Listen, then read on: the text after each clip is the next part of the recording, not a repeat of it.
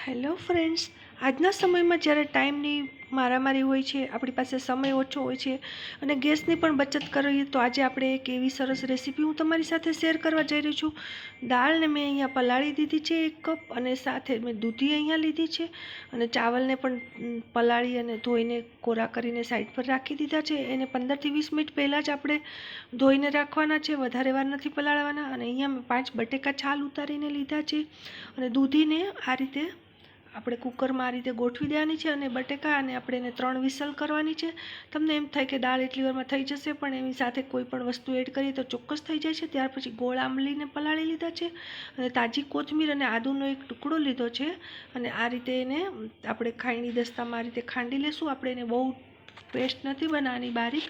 અને ત્યાર પછી તમે જોઈ શકશો કે 3 સીટીમાં આપણી આ દાળ સરસ મજાની બફાઈ જાય છે. હવે આપણે બટેકા છે એમાં દાળમાં મેં થોડી અડદની દાળ મિક્સ કરેલી છે. આ રીતે બટેકા આ રીતે આપણે ચીપિયાની મદદથી આ રીતે એક પ્લેટમાં લઈ લીધા છે. આપણે છાલ પહેલેથી જ ઉતારી લીધી છે. હવે આપણી દાળ આપણે સરસ મજાની બફાઈ ગઈ છે. એને એક તપેલીમાં આપણે સાઈડ પર લઈ લેવાની છે અને તમે જોઈ શકો છો કે આપણી દાળ ખૂબ જ સરસ બફાઈ ગઈ છે. અને ત્યાર પછી આપણે બટેકાને સાઈડ પર રાખી દઈશું અને જે કુકરમાં આપણે દાળ બાફેલી એમાં ધોઈને એ પાણી પણ એમાં નાખી દઈશું. અને અહીંયા થોડું તેલ મૂકી એ જ કુકરમાં જીરુંથી વઘાર કરી અને મેં અહીંયા મટર પુલાવ બનાવું છું. અગર તમારી પાસે મોટું કુકર હોય તો તમે એ પણ એમાં ત્રણેય વસ્તુ સાથે બનાવી શકો છો. અને ત્યાર પછી આપણે દાળમાં આ રીતે ટમેટાં એડ કર્યા છે અને આપણે એને તડકો દેવાનો છે સરસ મજાનો.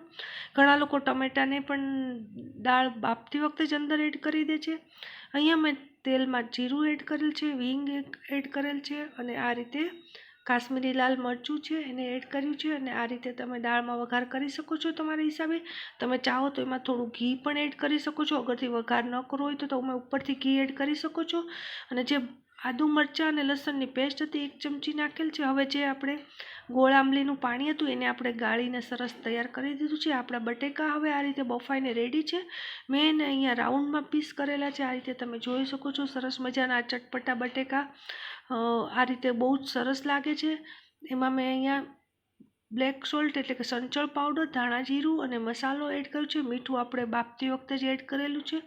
અહીંયા આ રીતે ગોળ આંબલીનું પાણી મિક્સ કર્યું છે અને આદુ લસણ મરચાંની થોડી પેસ્ટ એડ કરી છે. તમે ઈચ્છો તો અહીંયા કાંદા પણ એડ કરી શકો છો. અને આ રીતે સરસ મજાના ચટપટા બટેકા તૈયાર છે. ઉપર તમે આ રીતે ધાણા નાખી સર્વ કરી શકો છો. અહીંયા આપણી દાળ પણ તૈયાર છે. આ રીતે એની ઉપર પણ આપણે બધામાં જે આપણે રસોઈમાં જે મેઇન ઇન્ડિગ્રેટ છે કોથમીર, એ બધામાં આપણે એડ કરીશું.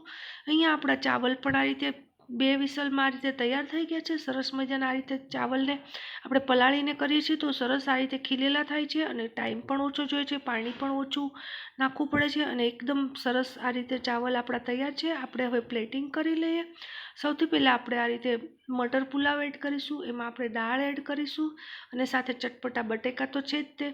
હવે આ રીતે સરસ મજાના ચટપટા બટેકા હોય તો એની સાથે જે ફેમસ આપણે સૌરાષ્ટ્રની સ્પેશિયલ ડિશિસ છે ભૂંગળા છે યા તો પાપડ, આપણે એની સાથે સર્વ કરીશું. તો આપણે આ રીતે ફક્ત 15થી 20 મિનિટમાં ટાઈમની મહાબચત અને આ રીતે સરસ મજાનું એક લંચ કે ડિનરની રેસીપી તૈયાર કરી શકીએ છીએ. ફ્રેન્ડ્સ, આ રીતે ઘણી બધી રેસીપી તૈયાર થાય છે જે વિધાઉટ ગેસ અને ઓછા ટાઈમમાં. અગર તમને જોયું હોય તો તમે ચોક્કસથી કમેન્ટ કરીને કહેજો.